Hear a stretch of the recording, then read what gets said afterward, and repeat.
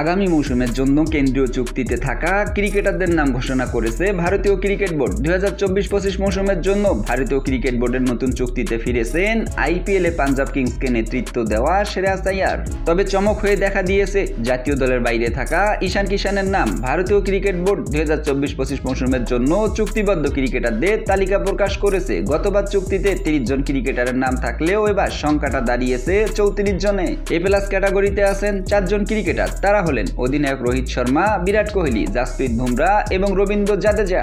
এদিকে ঋষভ পান্ত এর আগে বি গ্রেডে থাকলেও এবার তাকে এ গ্রেডে নেওয়া হয়েছে। এ তালিকায় আরো আছেন মোহাম্মদ সিরাজ, কেএল রাহুল, শুভমান গিল, হার্দিক পান্ডিয়া এবং মোহাম্মদ সামি।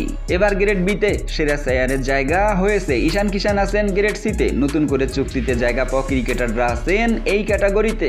4 গ্রেডে ক্রিকেটাররা কে কত বেতন পাবেন তা প্রকাশ করেছে ভারতীয় ক্রিকেট বোর্ড। এ প্লাস ক্যাটাগরিতে অর্থাৎ রোহিত শর্মা এবং বিরাট কোহলিরা প্রতি মাসে বেতন পাবেন 7 কোটি টাকা। এ গ্রেডে যারা আছেন তারা প্রতি মাসে বেতন পাবেন 5 কোটি টাকা এবং বি গ্রেডে 3 কোটি টাকা এবং সি গ্রেডে যারা আছেন তারা প্রতি মাসে বেতন পাবেন 1 কোটি টাকা করে।